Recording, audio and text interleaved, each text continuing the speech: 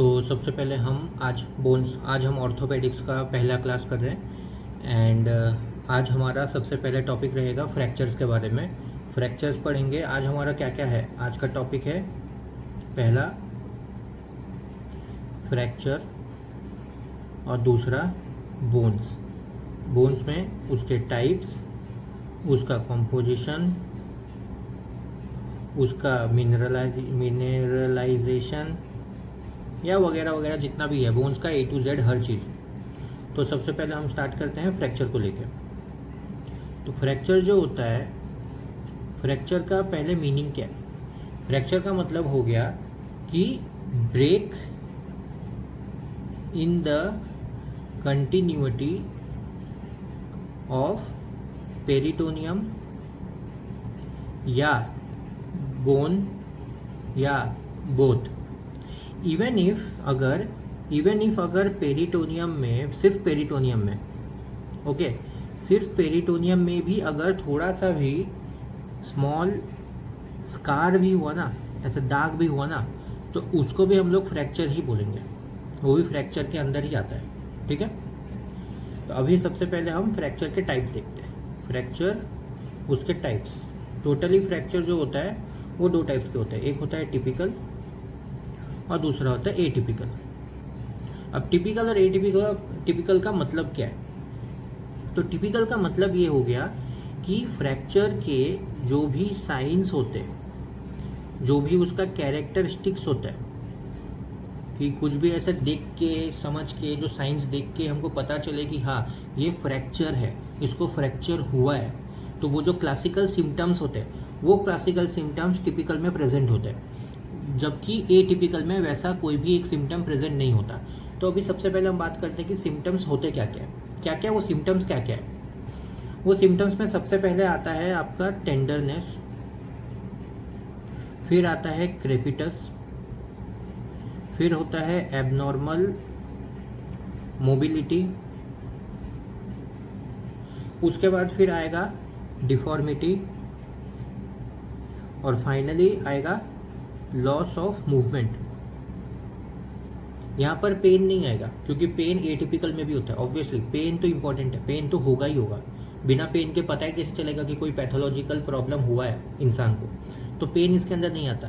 But tenderness, abnormal mobility या फिर shape वगैरह जो चेंज हो गया, ऐसे अगर हाथ का फ्रैक्चर हुआ है तो ये एक नॉर्मल शेप है जो सब जगह है, लेकिन यहाँ से ये अगर ये वाला पार्ट अगर नीचे चला गया, कुछ भी ऐसे एबनॉर्मल टाइप का हुआ, तो समझ में आएगा कि हाँ फ्रैक्चर हुआ है। तो टिपिकल फ्रैक्चर जो होते हैं ना, वो टोटल 5 टाइप्स के होते हैं। 5 टाइप्स में से पहला टाइप क्या है?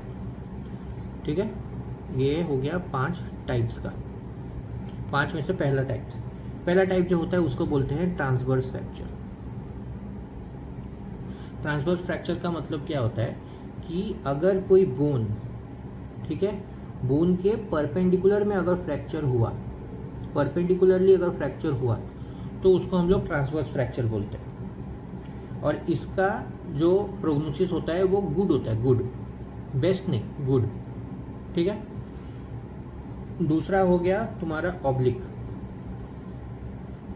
ऑब्लिक का मतलब सेम, अगर कोई बोन है और बोन में ऑब्लिकली ऐसा टेढ़ा अगर फ्रैक्चर हुआ, तो उसको फिर बोलेंगे हम लोग ऑब्लिक। ठीक, अब ऑब्लिक का क्या है कि ऑब्लिक का जो प्रोग्नोसिस है वो प्रोग्नोसिस है वेरी गुड, वेरी गुड। ठीक है, उसके बाद तीसरा है स्पाइरल फ्रैक्चर।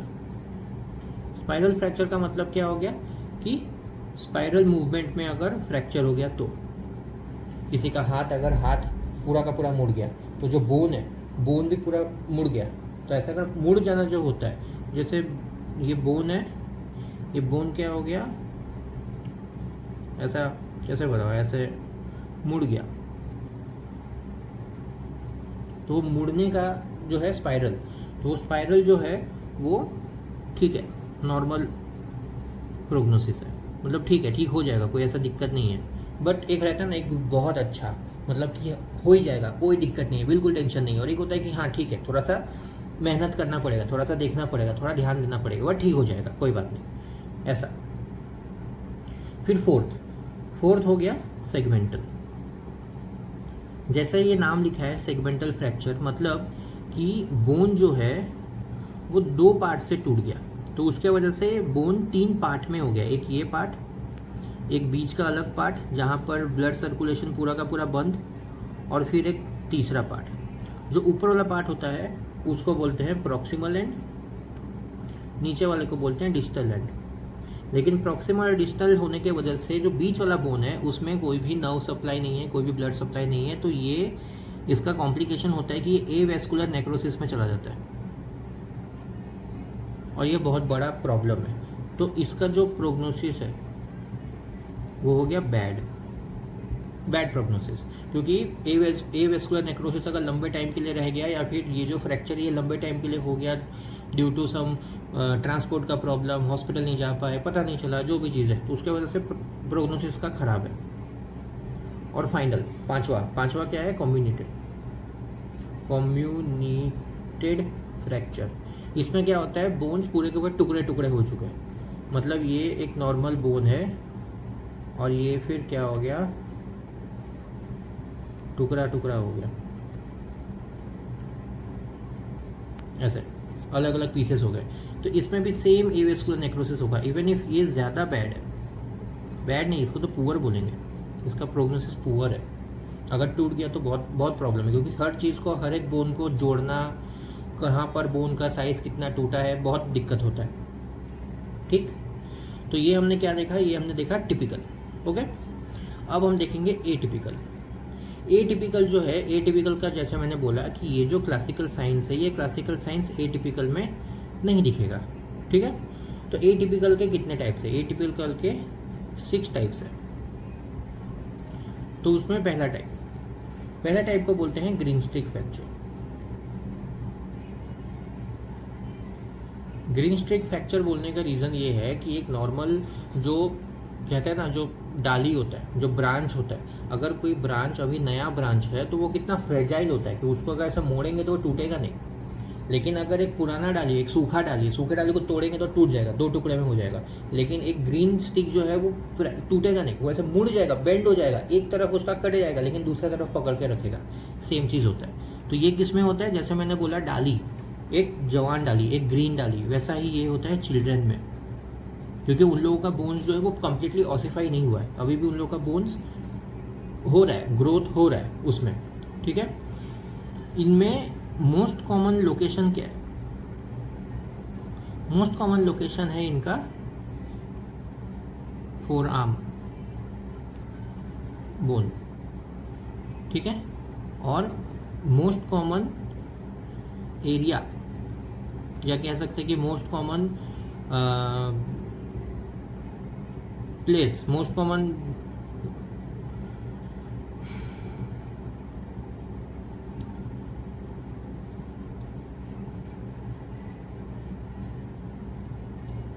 और इसका रीज़न क्या है? क्योंकि एपिफाइजियल क्लोजर नहीं हुआ है।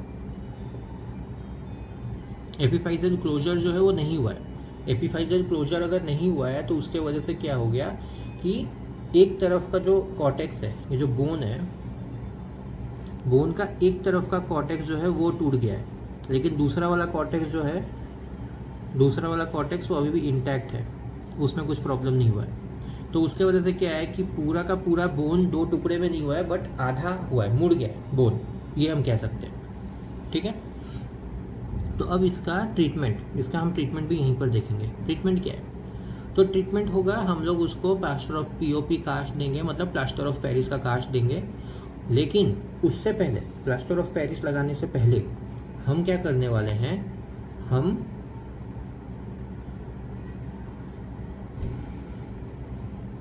अदर इंटैक्ट कॉर्टेक्स, जो ये था, ये वाला जो कॉर्टेक्स जो इंटैक्ट था, other intact cortex is also broken. ये थोड़ा सा इनह्यूमन टाइप का लग रहा है, बट ये उसके लिए बेटर है कि पूरा का पूरा कॉर्टेक्स, दोनों कॉर्टेक्स को हम लोग तोड़ देंगे। ये कम्प्लीटली दोनों कॉर्टेक्स को तोड़ा जाएगा, सो दैट ये अब क्या होगा, ये एक कंप्लीट फ्रैक्चर हो गया। और कंप्लीट फ्रैक्चर होने के बाद फिर इसमें हम लोग कास्ट लगाएंगे। और ये कास्ट लगाने का रीज़न क्या है कि अब जो है ना ये क्या करेगा, ये prevent delayed union and non union of bone, और ये फास्ट रिकवरी होगा। उसके अच्छे के लिए बोला ना कि वो फास्ट रिकवरी करने के लिए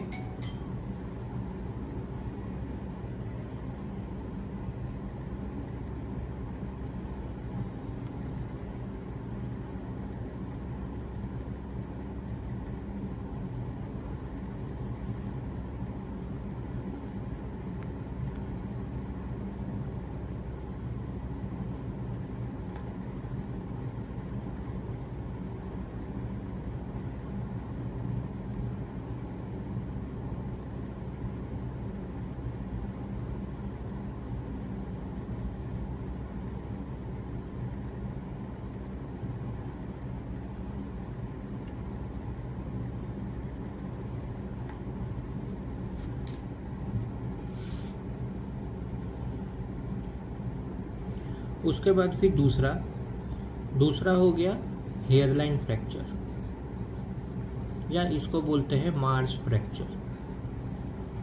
इसलिए नहीं क्योंकि ये मार्च के महीने में होता है, बट वो जो मार्च पास्ट होता है, जो सोल्जर्स जो मार्च करते हैं लेफ्ट राइट, उस मार्च के बारे में बोला जा रहा है। या फिर स्ट्रेस फ्रैक्चर, और ये वो ब्रेन का स्ट्रेस नहीं कि अरे बहुत टेंशन है तो फ्रैक्चर हो गया, नहीं, स्ट्रेस उस पार्ट में, उस बोन में, उस जगह पर ज़्यादा स्ट्रेस पड़ा, ज़्यादा प्रेशर पड़ा, ज़्यादा फोर्स पड़ा, उसके वजह से ये हेयरलाइन फ्रैक्चर हो गया। अब ये हेयरलाइन फ्रैक्चर्स होते किनको किनको है, मोस्टली किनको होते हैं, ये होते हैं सोल्जर्स को या फिर ओल्डर पीपल। क्यों? क्योंकि वो लॉन्ग ड्यूरेशन के लिए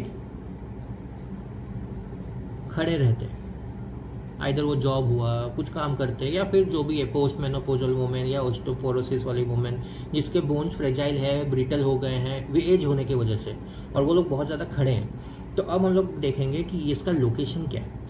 मोस्ट कॉमन लोकेशन क्या है? मोस्ट कॉमन लोकेशन है इसका मेटाटार्सल बोन, पैर का, और वो भी सेकेंड बोन। वहाँ पर सबसे ज़्यादा स्ट्रेस फ्रैक्चर होने के चांसेस होते हैं। ठीक है, उसके बाद इसका डायग्नोसिस क्या है, या फिर हम कह सकते हैं इसके क्या बोलते हैं क्लिनिकल फीचर्स क्या है। क्लिनिकल फीचर हो गया पेन, बोला ना, पेन जो है वो कॉमनली यहाँ पर जैसे मैंने बोला कि पेन जो है वो कैरेक्टरिस्टिक नहीं है फ्रैक्चर का, क्योंकि टिपिकल एटिपिकल दोनों में ही पेन होता है, क्योंकि पेन इंपॉर्टेंट है। पेन नहीं होगा तो पता कैसे चलेगा कि कुछ प्रॉब्लम हुआ है बॉडी में, जब तक पेन नहीं होगा। No pain no gain. Pain in foot, और दूसरा अब इसका RX ट्रीटमेंट होगा बेड रेस्ट, बस, ज़्यादा कोई ऑपरेशन POP ये सब कुछ नहीं करना है। बेड रेस्ट दो और NSAID दो, इंडोमेथासिन या जो भी है, जो भी आइबुप्रोफेन, ये वो जो भी देना है दो, बट पेन किलर दो, बेड रेस्ट करो, ठीक हो जाएगा, कोई दिक्कत नहीं है। ठीक, उसके बाद क्या था, दूसरा था ना ये, हाँ। अब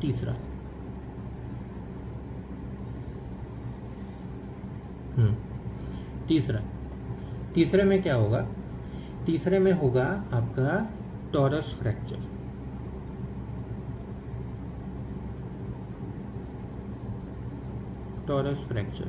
या उसको हम लोग बोलते हैं बकलिंग फ्रैक्चर।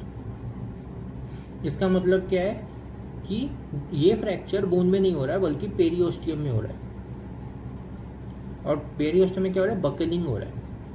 ये बकलिंग वर्ड अब बकलिंग वर्ड का मतलब छोड़ो, देखो कैसा दिखता कैसा है। ये अब बोन है, ठीक है, बोन का मैं एल्वोलाई ज़्यादा लग रहा है, ये बोन है, और बोन को कवर किसने किया है? पेरियोस्टियम ने। तो अब क्या हो रहा है? पेरियोस्टियम ऐसा जो पेरियोस्टियम होता है, पेरियोस्टियम यहाँ से ऐसे बकलिंग हो रहा है, ऐसा ये पेरियोस्टेम का जो लेयर है ना, ये पेरियोस्टेम का लेयर पूरा नहीं है, वो लेयर जो है, ये पेरियोस्टेम का लेयर ऐसे आ रहा है, आके टूट रहा है, फिर टूट रहा है ऐसा। ये जो चीज़ दिख रहा है ना, ये चीज़ हो गया, इस चीज़ को बोलते हैं बकलिंग। ये ठीक है, तो ये हो गया बकलिंग। तो वो बकलिंग कहाँ पर होता है, ये होता कहाँ पर है, ये क्यों होता है, क्योंकि वहाँ पर स्ट्रेस पड़ रहा है, उस जगह पर ज़्यादा फोर्स पड़ रहा है, ज़्यादा बॉडी वेट पड़ रहा है, तो वो बोन पे क्या हो रहा है, पेरियोस्टेम्स का फट जा रहा है। ये कहाँ पर होता है, चिल्ड्रन में। चिल्ड्रन के कहाँ पर, टीबिया में। क्यों, क्योंकि यहाँ पर सबसे ज़्यादा वेट बियरिंग एरिया है, टीबिया पे सबसे ज़्यादा वेट आता है, और टीबिया के कहाँ पर, लोअर एंड में। टीबिया के लोअर एंड में सबसे ज़्यादा होता है। तो इसका आरएक्स ट्रीटमेंट क्या होगा, इसका ट्रीटमेंट सेम, पीओपी देने का, ठीक है, बेड रेस्ट बोलो, और कब तक, 4 से 5 वीक तक। 4 से 5 वीक तक दिया, मस्त, कोई दिक्कत नहीं है, ठीक हो गया, सब ठीक हो गया, ठीक है। अब नेक्स्ट, ये कितना था, 3 नंबर, अब 4 नंबर, चौथा यहाँ पर लिखता, चौथा, और यहाँ लिखूंगा 5वां, ठीक है। चौथा जो हो गया वो हो गया एवल्जन फ्रैक्चर। एवल्जन फ्रैक्चर जो है,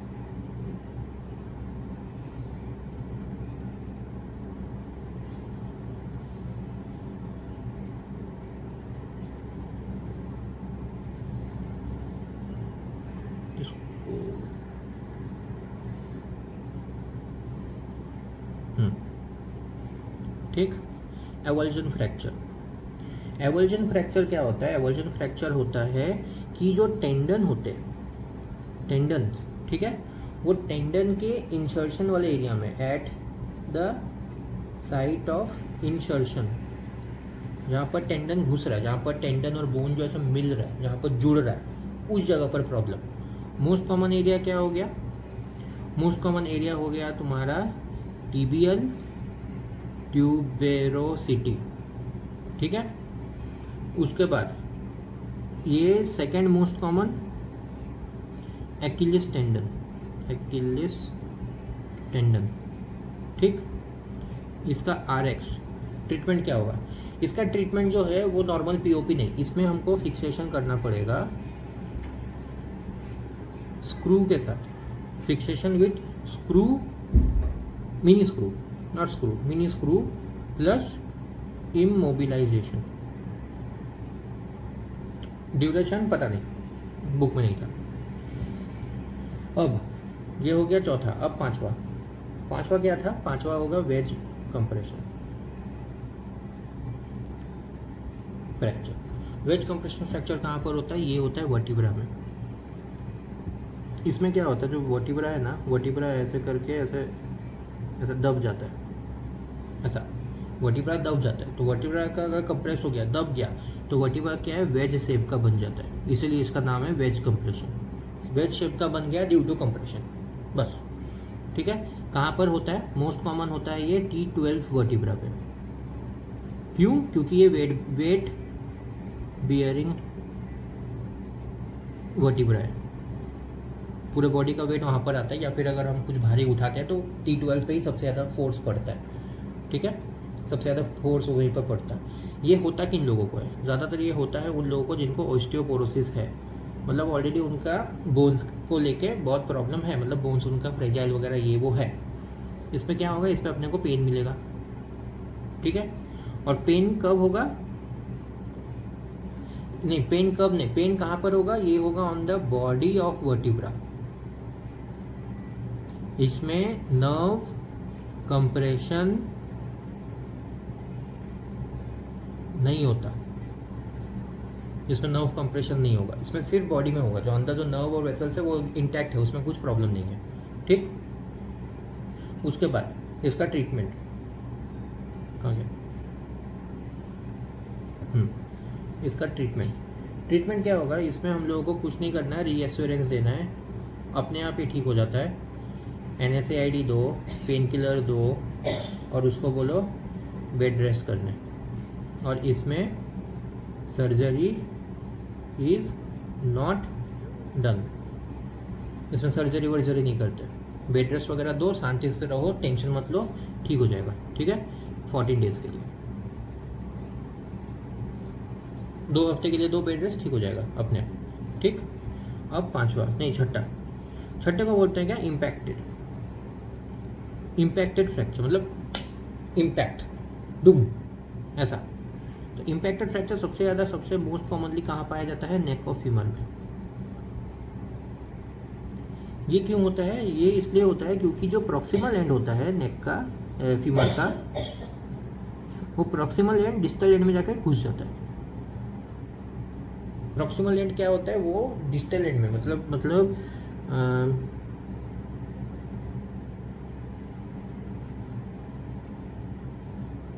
ऐसा होता है ना, ये जो नेक होता है जैसा भी है, तो ये जो प्रॉक्सिमल पार्ट है, ये जो पीछे का ये जो प्रॉक्सिमल पार्ट है, ठीक है, ये प्रॉक्सिमल पार्ट ऐसे अंदर घुस जाता है।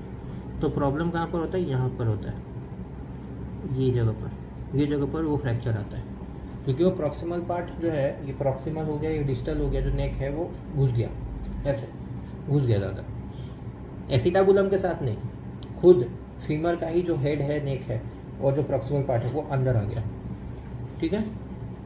इसमें क्या होता है ना, इसमें हम लोग को ट्रीटमेंट में हम लोग 2 चीज़ें देखते हैं।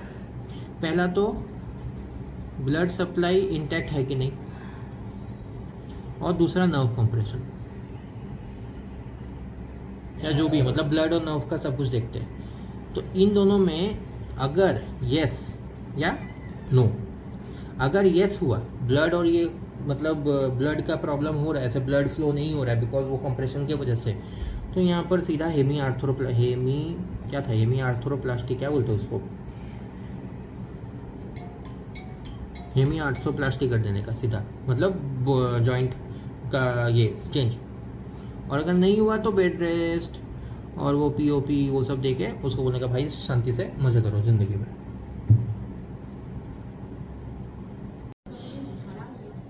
तो अब हम बात करेंगे बोन्स के बारे में। तो सबसे पहले हम बात करते हैं कि टोटल नंबर ऑफ बोन्स कितने होते हैं। तो एट बर्थ में टोटल 270 बोन्स होते हैं, और उसके बाद फिर जब अडल्ट हो जाते हैं तो वो बोन्स जुड़ जाते हैं, या फिर कह सकते हैं कि वो जो बोन्स होते हैं उन दोनों के बीच में ऑसिफिकेशन होता है, और वो ऑसिफिकेशन होने के बाद वो 206 बोन्स में कन्वर्ट हो जाता है। तो अडल्ट में 206 बोन्स होते हैं, और इधर इस अडल्ट वाले एज में भी, ठीक है, ड्यूरिंग लाइफ बोन कॉन्स्टेंटली रिमॉडल्स, मतलब कि जो बोन्स में ऑस्टोसाइट्स होते हैं, ऑस्टोब्लास्ट होते हैं, ऑस्टोक्लास्ट होते हैं, उन लोगों का हमेशा एक बैलेंस बने रहता है, और हर 10 साल में, every 10 years of adult life, हर 10 साल में वो बोन्स में रीमॉडलिंग होता है, वो बोन्स में चेंजेस होता है, जो पुराने ऊपर के लेयर होते हैं या फिर जो भी है, जो ऑस्टोक्लास्ट होते हैं वो बोन को एब्जॉर्ब करते हैं, और ऑस्टोप्लास्ट फिर नया बोन बनाता है, ठीक है। अब उसके बाद फिर बात करेंगे फंक्शन का, बोन का फंक्शन क्या है। तो बोन के 2 फंक्शन है, पहला तो हो गया लोकोमोशन, और दूसरा हो गया सपोर्ट। लोकोमोशन होता कैसे है, लोकोमोशन होता है by attachment for muscle, tendon and ligament. Muscle, tendon, ligament ये सब जब अटैच होते हैं बोन्स के साथ, तो वो फिर बोन हेल्प करता है उन लोगों को पकड़ के रखने के लिए, एज वेल एज जब मूवमेंट होता है तो वो मसल्स, टेंडन्स जो है वो बोन्स के साथ साथ मूव करते हैं, तो बोन लोकोमोशन में काम आता है। और एक अलग से एक दूसरा टाइप ऑफ फंक्शन है बोन का, वो है प्रोटेक्शन। किसका प्रोटेक्शन, जो इंटरनल ऑर्गन्स है, जैसे कि लंग्स हुआ, फिर हार्ट हुआ, इनका प्रोटेक्शन, जो ये रिब केज है। उसके बाद फिर दूसरा हो गया कि फैसिलिटेट ब्रीदिंग, फैसिलिटेट ब्रीदिंग का मतलब कि बोन्स जो है जो डायफ्राम होता है, रिब्स होता है, रिब्स दोनों रिब्स के बीच में जो मसल्स होते हैं वो हेल्प करता है ना लंग्स के डिफ्लेट होने का, इन्फ्लेट होने का, तो वो ब्रीदिंग में काम करता है। एज वेल एज एक और चीज़ जो बोन नहीं बल्कि है बोन मैरो। बोन मैरो में क्या होता है, हिमेटोपोइसिस होता है, ब्लड के सेल्स बनते हैं। तो वो हिमेटोपोइसिस होने की वजह से क्या हो गया, हीमोडायनामिक स्टेबिलिटी, ठीक है, और होम्योस्टेसिस। अब हम लोग बात करते हैं बोन टिश्यू के बारे में। एक इकलौता सिर्फ एक बोन टिश्यू ही है जो अगर इंजरी हुआ तो वो वापस प्री इंजरी स्टेट में वापस आ जाता है। इसका मतलब कि इंजरी से पहले बोन का जैसा भी शेप था, साइज था, जो भी चीज़ था, सेम वैसा हो जाता है। बोन टिश्यू जो है वो रीजनरेट अच्छे से करता है, 100% रीजनरेशन होता है। जैसे कि हमने पढ़ा था कि वुंड में क्या होता है, वुंड कभी 100% ठीक नहीं होता, हमेशा कुछ तो ऐसे टाइम था कि इतने दिन के बाद 50%, 70%, 99%, लेकिन 100% कभी नहीं। बट बोन्स होते हैं, बोन्स का इंजरी 100% रीजनरेट होता है और वो कंप्लीटली फुल्ली रिस्टोर होता है। अब टाइप्स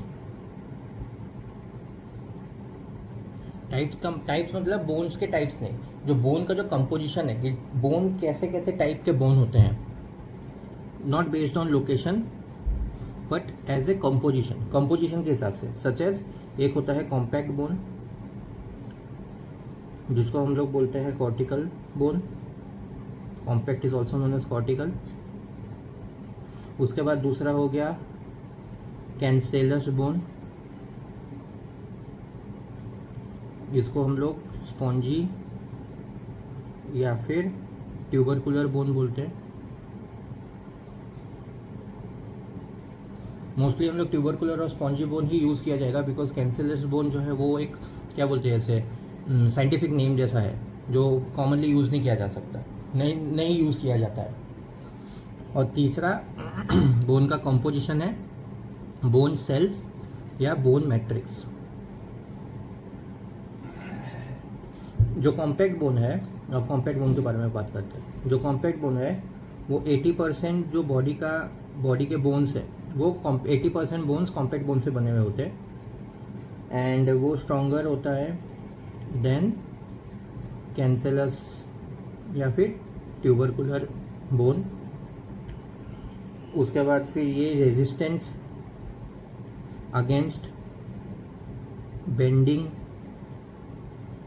टेंशन, कंप्रेशन, मतलब कि क्योंकि ये स्ट्रॉन्ग है तो बेंडिंग, टेंशन, कंप्रेशन उसके अगेंस्ट ये रेजिस्टेंस रखता है, तो कुछ होगा नहीं इस बोन को। और ये कॉम्पैक्ट बोन मोस्टली कौन से बोन्स होते हैं, बॉडी के कौन से ऐसे बोन्स होते हैं जो कॉम्पैक्ट बोन्स से जिनका कंपोजिशन कॉम्पैक्ट बोन होता है, वो हो गया shaft of long bones. Shaft of long bones, उसमें भी स्पेसिफिकली डायफाइसिस जो है वो डायफाइसिस वाला एरिया वो कॉम्पैक्ट बोन या कॉर्टिकल बोन से बना हुआ होता है, ठीक। अब उसके बाद बात करेंगे दूसरा कैंसरस बोन। जो रिमेनिंग 20% जो बॉडी का बोन है वो कैंसरस बोन से बना हुआ रहता है। ये मोस्टली ये कहाँ पर होता है, इसका लोकेशन हो गया वर्टिब्रल बॉडी, पेल्विस या मेटाफाइसिस। और क्यों यहाँ पर क्यों होता है, क्योंकि इस जगह पर सबसे ज़्यादा फोर्स बॉडी का वेट होता है वो सबसे ज़्यादा यही लोग बेयर करते हैं। तो ये वेट बेयरिंग जो एरिया होता है जहाँ पर सबसे ज़्यादा फोर्स आता है, सबसे ज़्यादा फोर्स पड़ता है, जहाँ पर सबसे ज़्यादा स्ट्रेस पड़ता है, ये वो वाले बोन्स होते हैं। क्योंकि ये लोग स्पॉन्जी होता है, जो वो स्ट्रेस को वो लोग एब्जॉर्ब कर सकते हैं, वो लोग उस स्ट्रेस को झेल सकते हैं। एंड इसमें इसका एक बज़वर्ड है, बज़वर्ड ये है कि सरफेस टू वॉल्यूम रेशियो जो होता है ये स्पेसिफिक है। सरफेस टू वॉल्यूम रेशियो ये हमेशा 10 टाइम्स देन कॉम्पैक्ट बोन होता है, ये क्वेश्चन आता है कि कितना होता है, कितना टाइम्स होता है, या फिर कॉम्पैक्ट बोन और कैंसरस बोन में फ़र्क क्या है, कैसे उनको फ़र्क किया जा सकता है। तो ये है कि सरफेस टू वॉल्यूम रेशियो जो है वो कैंसरस बोन का, स्पॉन्जी बोन का 10 टाइम्स ज़्यादा है as compared to compact bone. उसके बाद फिर आया बोन सेल्स। बोन सेल्स में तो पता ही है बोन सेल्स में क्या क्या होता है। बोन सेल्स में होता है ऑस्टियोब्लास्ट, ऑस्टियोसाइट्स, ऑस्टियोक्लास्ट। ऑस्टियोब्लास्ट और ऑस्टियोसाइट्स जो होते हैं ये क्या होते हैं, ये बोन फॉर्मिंग सेल्स होते हैं। और जो ऑस्टियोक्लास्ट होता है वो बोन रिजॉल्विंग, बोन ब्रेकिंग नहीं, बोन रिजॉल्विंग क्योंकि वो बोन को पिघला देते हैं। एंड उसके बाद फिर हो गया ऑस्टियोइड। ऑस्टियोइड क्या होता है, वो मिक्स ऑफ कोलेजन होता है, mixture of collagen and non protein. ठीक है। उसके बाद फिर यहाँ पर नर्व होंगे, वेसल्स होंगे, एंड देन बोन मैरो, ये सब, कार्टिलेज, पेरियोस्टियम, जो बोन का कवरिंग होता है वो सब बाकी हो गए। ठीक।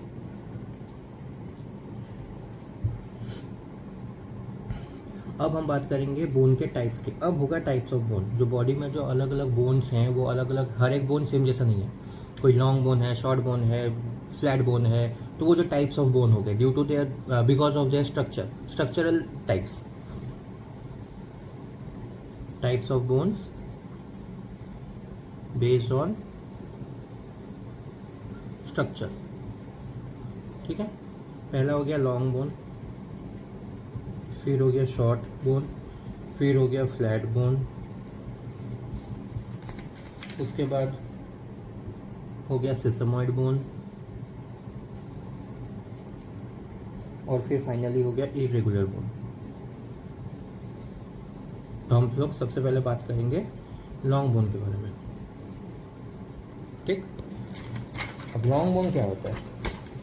जो लॉन्ग बोन होता है ना, ये जैसे कि ऊपर हमने पढ़ा कि ये ऊपर क्या पढ़ा हमने कि यहाँ पर जो कॉम्पैक्ट बोन होता है, compact bone mostly shaft of long bones में होता है। तो हम लोग ये कह सकते हैं कि लॉन्ग बोन जो होता है वो कॉम्पैक्ट बोन से बनाया हुआ होता है, पहला। ठीक है।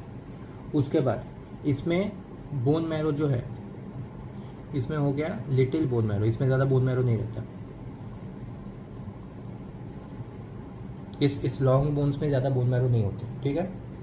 उसके बाद इसका ओरिजिन जो है, इसका ऑसिफिकेशन जो है वो है एनकॉन्ड्रल ऑसिफिकेशन, एनकॉन्ड्रल ऑसिफिकेशन,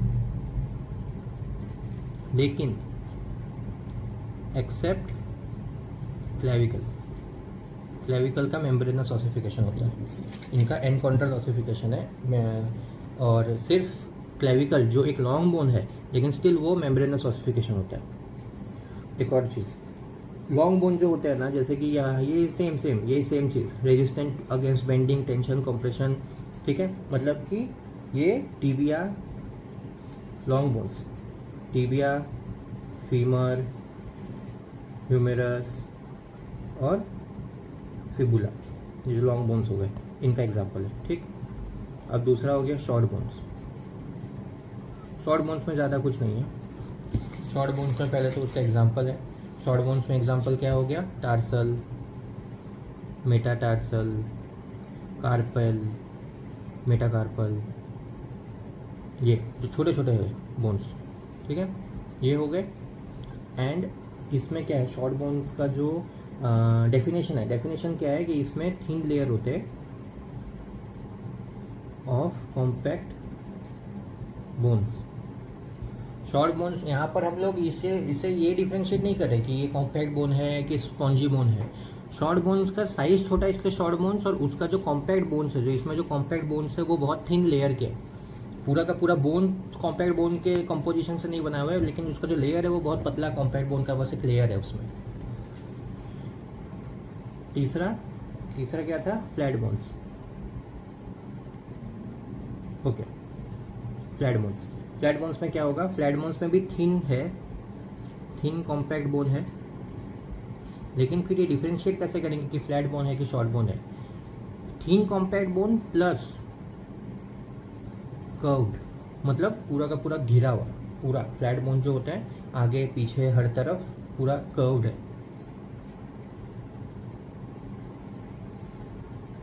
फ्लैट बोन का मेम्ब्रेनस इंट्रा मेम्ब्रेनस ऑसिफिकेशन है।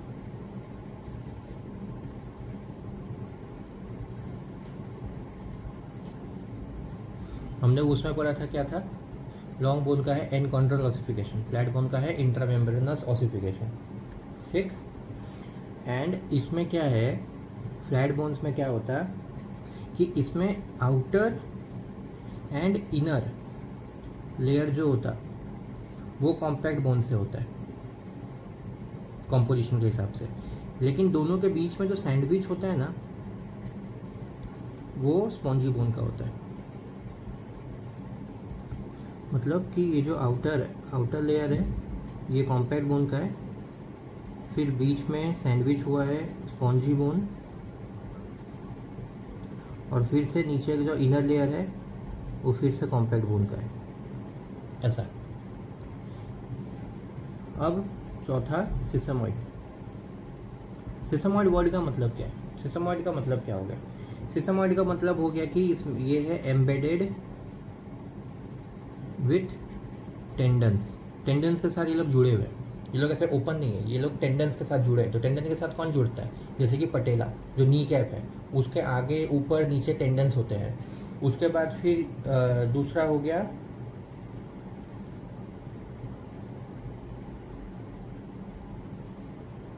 दूसरा होगा कुछ पता नहीं, बट हाँ पटेला, जैसे पटेला वाला एग्जाम्पल है। लेकिन पटेला एक एक्सेप्शन भी है।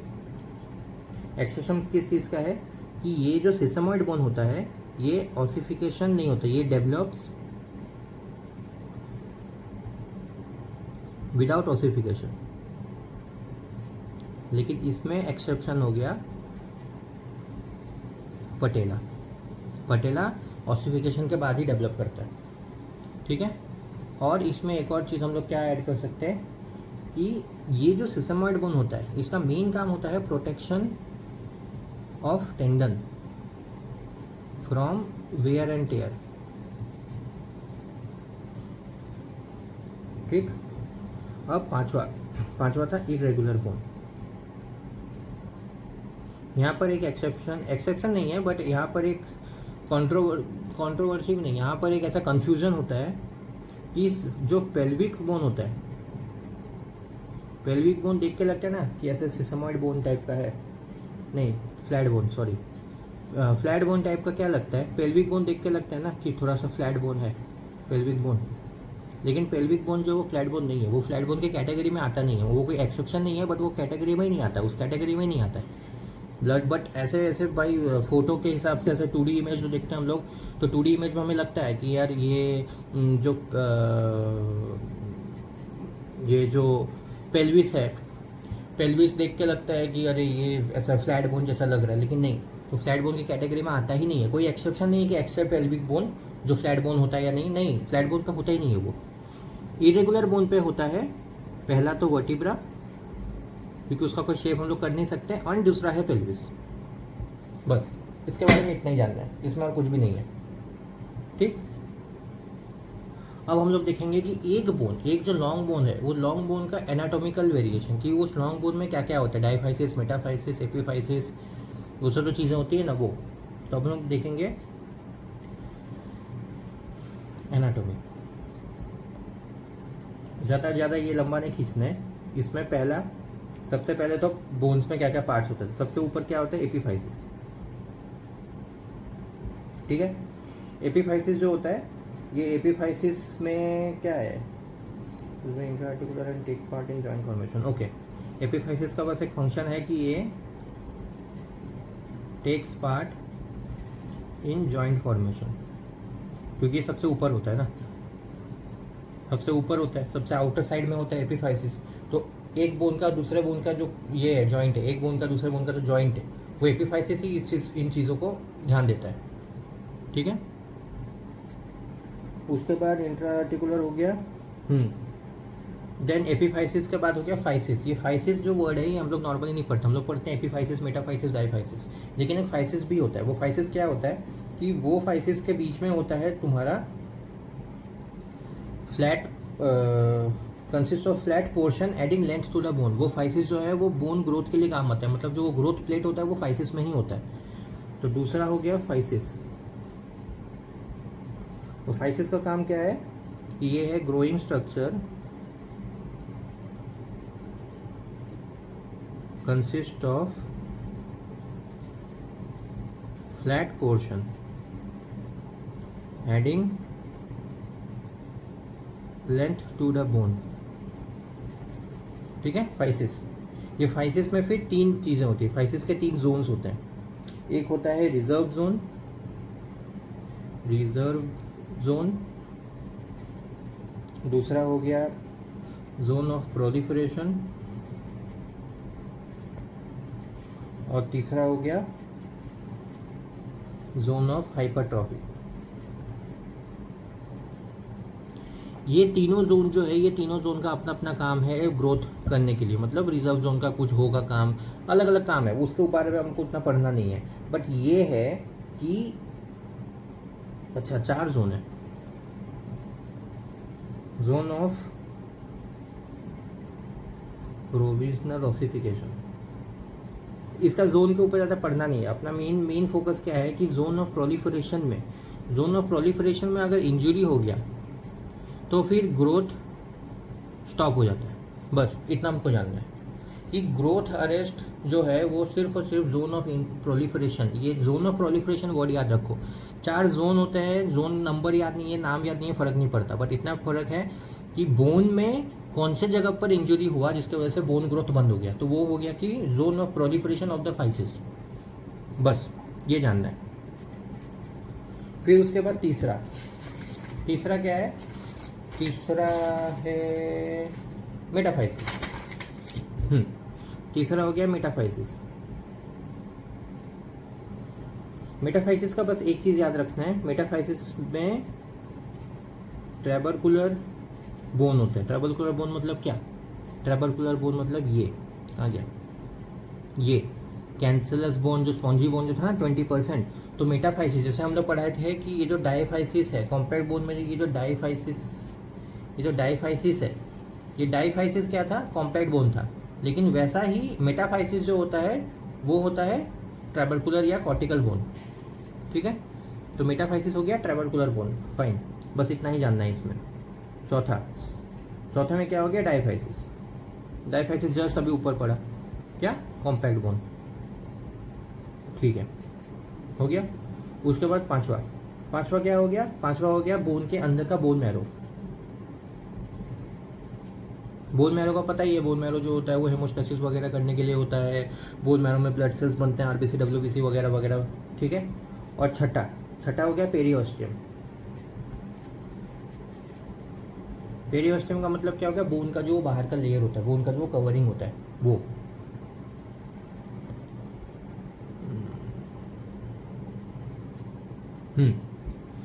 मेटाफाइसिस के बारे में थोड़ा सा एक और बात करना है हमें, चलो मेटाफाइसिस के बारे में थोड़ा सा एक्स्ट्रा और क्या बात करना है वो देखते हैं। मेटाफाइसिस का क्या बात करना है कि मेटाफाइसिस जो होता है ना, ये सबसे ज़्यादा प्रोन होता है, it is prone to fracture. सबसे ज़्यादा फ्रैक्चर अगर हुआ मतलब, या फिर जो फ्रैक्चर होता है बोन में, तो वो मेटाफाइसिस वाला जो एरिया होता है वही सबसे ज़्यादा फ्रैक्चर होने के चांसेस होते हैं उसके।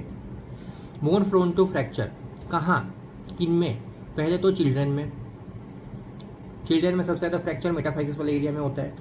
दूसरा ओस्टियोपोरोटिक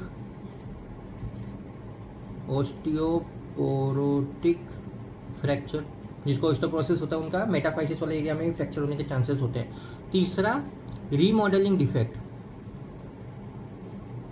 क्यों, क्योंकि फ्रैक्चर जब वहाँ पर हो रहा है तो फ्रैक्चर होने के बाद जब वो ठीक हो रहा है, जब रीमॉडल हो रहा है, तो जब फ्रैक्चर जहाँ पर हो रहा है डिफेक्ट भी तो वहीं पर होगा ना, डिफेक्ट थोड़ी ना डाईफाइसिस में होगा। ये हो गया बोन्स का। ठीक है, बोन्स का कंप्लीट एनाटॉमी हो गया, बोन्स के टाइप्स हो गए स्ट्रक्चर के हिसाब से, बोन का कंपोजिशन हो गया कि बोन किन चीज़ों से बनता है, फिर बोन जो होता है बोन का अपना टाइप क्या होता है कि कॉम्पैक्ट टाइप का बोन होता है या ये स्पॉन्जी टाइप का बोन होता है। अब हम लोग पढ़ेंगे बोन के कंपोजिशन। कंपोजिशन मतलब कि एक्स्ट्रा सेलुलर मैट्रिक्स, कंपोजिशन मतलब कि हम लोग पढ़ेंगे एक्स्ट्रा सेलुलर मैट्रिक्स और इंट्रा सेलुलर मैट्रिक्स। ठीक, कि बोन के अंदर बोन जो होता है वो किस चीज़ से बना है, वो जो बोन का क्या है, वो बोन क्या है, कैल्शियम से बना है। जैसे ये पेन है, ये पेन प्लास्टिक से बना है, तो वैसे वो बोन किस चीज़ से बना है, क्या है उसका मैट्रिक्स क्या है। ठीक है, तो अब उसको पढ़ते, तो हम लिखेंगे क्या, कंपोजिशन ऑफ बोन।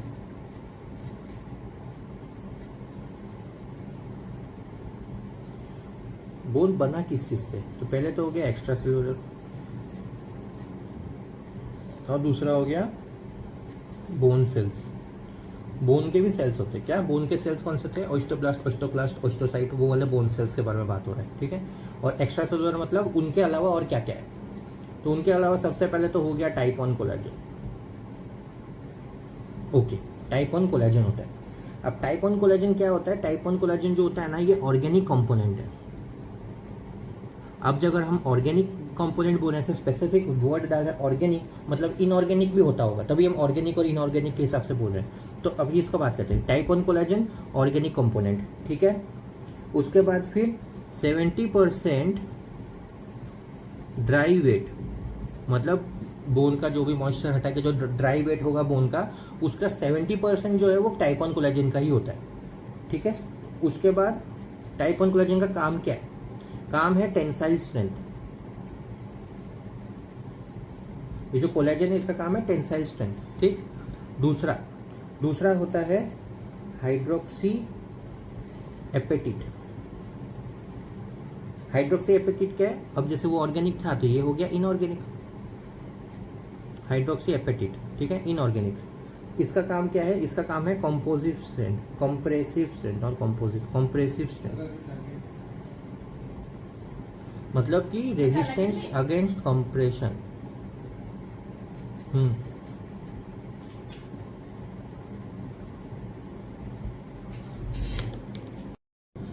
ये दो हुए। अब हम बात करेंगे बोन सेल्स के बारे में।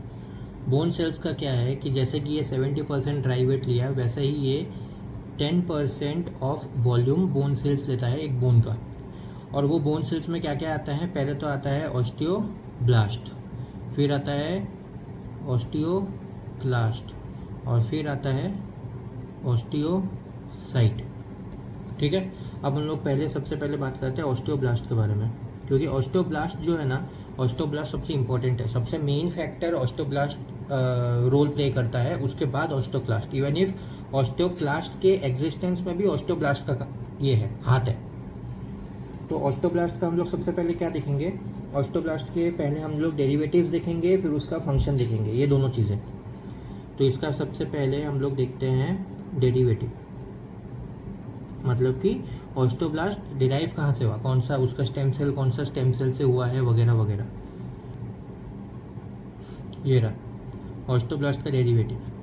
ऑस्टियोब्लास्ट का जो डेरिवेटिव है उसमें हम लोग को क्या दिख रहा है कि सबसे पहले होता है मेसेनकाइमल प्रिकर्सर, मेसेनकाइमल प्रिकर्सर से फिर वो ऑस्टियोप्रोजेनिटर, फिर pre osteoblast, then mature osteoblast.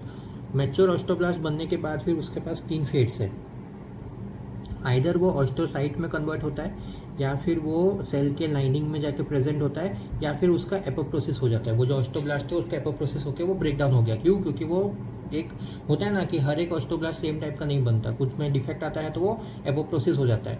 जो नॉर्मल ऑस्टियोब्लास्ट बनते हैं, जो मतलब परफेक्ट ऑस्टियोब्लास्ट बन गया है, वो लाइनिंग में जाके बैठ जाएगा। ठीक है, उसका काम क्या होगा, बोन का नया फॉर्मेशन करना। या फिर और कुछ ऑस्टियोसाइट्स क्या होंगे, ऑस्टियोब्लास्ट क्या होंगे, वो ऑस्टियोसाइट्स में कन्वर्ट होंगे। तो ऑस्टियोसाइट में कैसे कन्वर्ट होता है, तो वो हम जब ऑस्टियोसाइट पढ़ेंगे तब हम लोग देख लेंगे।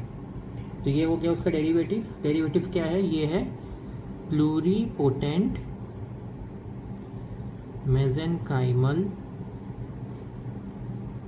स्टेम सेल, ये है डेरिवेटिव ऑस्टियोब्लास्ट का। ठीक है, अब हम लोग बात करेंगे ऑस्टियोब्लास्ट के फंक्शन का, क्या क्या फंक्शन है। तो सबसे पहले फंक्शन क्या हो गया कि ये प्रोड्यूस करता है organic component of bone. Organic component of bone, ठीक है, bone matrix, not bone, bone matrix, पहला। दूसरा क्या हो गया कि ये मिनरलाइजेशन ऑफ टाइप 1 कोलेजन, जो हमने एक्स्ट्रा सेलुलर में हमने पढ़ा था टाइप 1 कोलेजन ऑर्गेनिक कंपोनेंट। तो ऑस्टोब्लास्ट वो ऑर्गेनिक कंपोनेंट बनाता है। ऑस्टोब्लास्ट का काम है वो टाइप 1 कोलेजन के मिनरलाइजेशन करना, मतलब टाइप 1 कोलेजन बनने के बाद उसका फाइनल प्रोसेसिंग करना। फिर तीसरा क्या हो गया कि ये नॉन कोलेजिनस प्रोटीन बनाता है, और वो नॉन कोलेजिनस प्रोटीन दो टाइप्स के, दो नाम है उनके, मतलब 2 टाइप्स के नॉन कोलेजिनस प्रोटीन। एक होता है ऑस्टियोडेल्किन और एक है ऑस्टियोपोंटिन।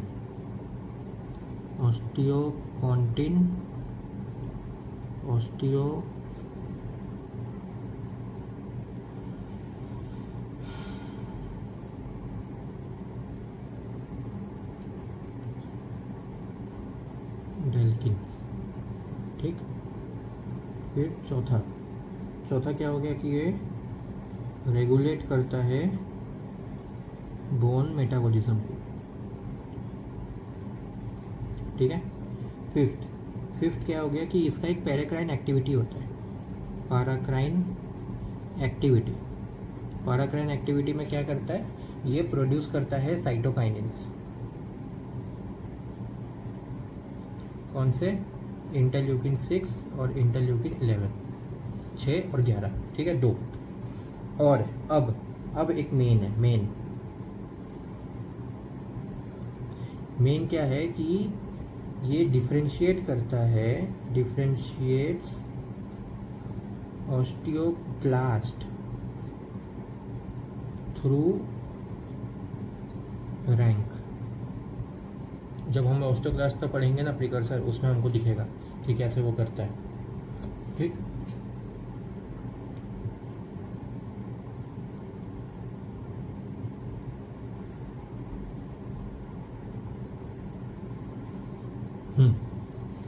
ओके। अब हम लोग करते एक और 7th क्या हो गया। तो अब बेसिकली इसका एक जो मेन फंक्शन है, मतलब इसका मेन फंक्शन, ये तो सब हम लोग पढ़ लिया अलग अलग। मेन फंक्शन इसका क्या हो गया कि ये responsible for new bone formation, okay, और एंड ओल्ड बोन रिपेयर। सिर्फ न्यू बोन फॉर्मेशन का नहीं है, रिपेयर का भी काम करता है ये इंपॉर्टेंट है, ये चीज़ दिमाग में रखना पड़ेगा। ऑस्टियोब्लास्ट हो गया। अब हम लोग बात करते हैं दूसरा ऑस्टियोसाइट्स के बारे में, जो हमने ऊपर पढ़ा था कि ऑस्टियोब्लास्ट जो है, मैच्योर ऑस्टियोब्लास्ट एक ऑस्टियोसाइट भी बनता है, नहीं तो एपोप्टोसिस होता है, नहीं तो वो लाइनिंग में जाता है। उसका मतलब क्या है कि ऑस्टियोसाइट्स बनने का मतलब क्या हो गया कि जब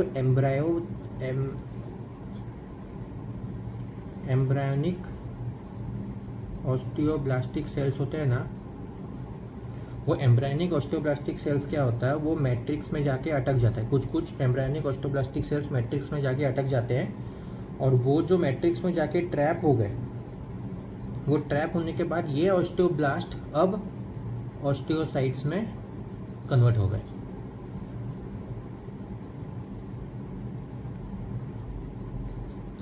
ये ऑस्टियोब्लास्ट अब क्या हुआ, जो मैट्रिक्स में गया, बोन के मैट्रिक्स में जाके फंस गया, अब वहाँ से निकल नहीं सकता, तो अब ये चीज़ ऑस्टियोसाइट्स में कन्वर्ट हो गया, ठीक है। ऑस्टियोसाइट्स का मेन फंक्शन क्या है? इसका मेन फंक्शन है maintain connection between bone tissue, connection या कम्युनिकेशन हम कह सकते हैं, बोन टिश्यू के बीच में कम्युनिकेशन मेंटेन करता है ऑस्टियोसाइट्स, और कुछ काम नहीं है उसका। अब तीसरा ऑस्टियोक्लास्ट, जो बोन को क्या करता है, रिजॉल्व करता है, बोन को तोड़ता है।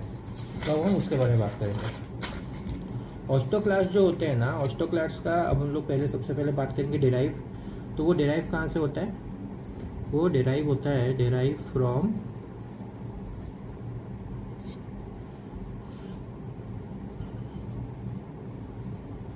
Haematopoietic stem cell. अभी हिमेटोपोइटिक स्टेम सेल से कौन होता था? वो आरबीसी डब्ल्यूबीसी वो लोग होते थे। तो ये कैसे होता है? इसका क्या है ना कि ये ऑस्टोक्लास्ट जो है, ऑस्टोक्लास्ट एक type of multi nucleated cell है, मल्टी न्यूक्लिएटेड सेल, जो काइंड ऑफ एक far relative of macrocyte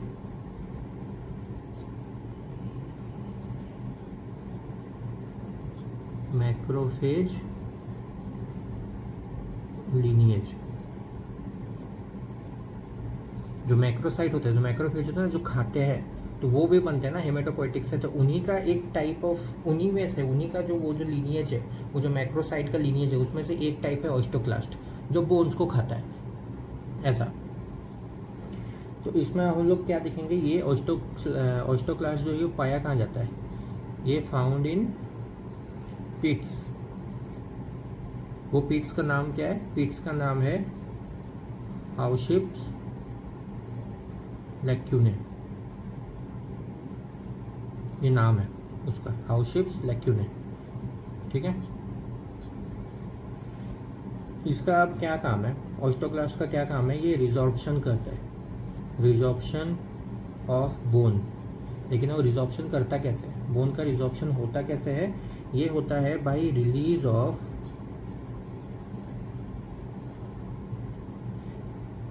enzyme and acid. वो बोन को जाके खाता है, और बोन को खाने के बाद फिर ये ऑस्टोक्लास्ट जो है वो उनको लेके साफ कर देता है।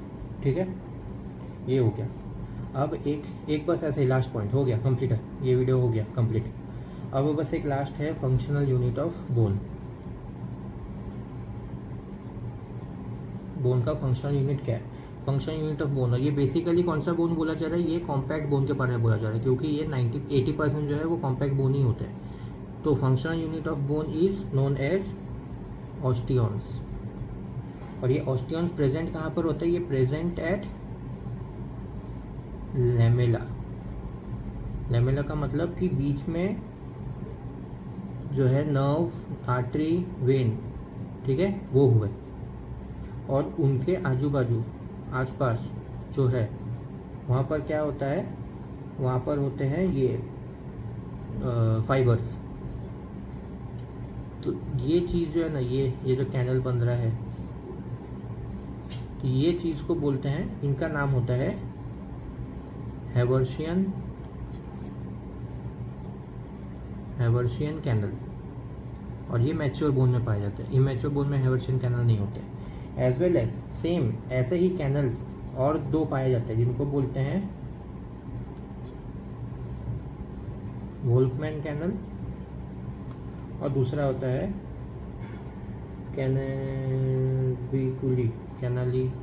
कैनाबिकुली ऐसे करके कुछ तो है, कैनाबिकुली कैनल। इस पे उतना दिमाग नहीं लगाना है, ज़्यादा दिमाग लगाना है वोल्फ्समैन कैनल पे। ठीक है, क्यों? क्योंकि वोल्फ्समैन कैनल का मेन काम क्या होता है? कम्युनिकेशन। इसका भी काम कम्युनिकेशन, जैसे ओस्टोसाइट का काम था कम्युनिकेशन, वैसे ही इसका भी काम कम्युनिकेशन है।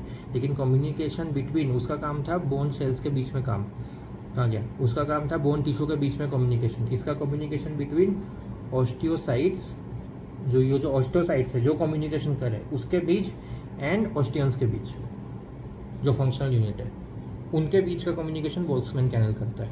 ठीक है, तो जो एक, अगर सोचो ये एक बोन है, ठीक है, ये बोन हो गया। तो ये बोन में ना, ऐसे बोन में ऐसा टाइप का ये कैनल बना हुआ रहता है, ये होता है हैवर्सन कैनल। ठीक है, ये हैवर्सन कैनल है।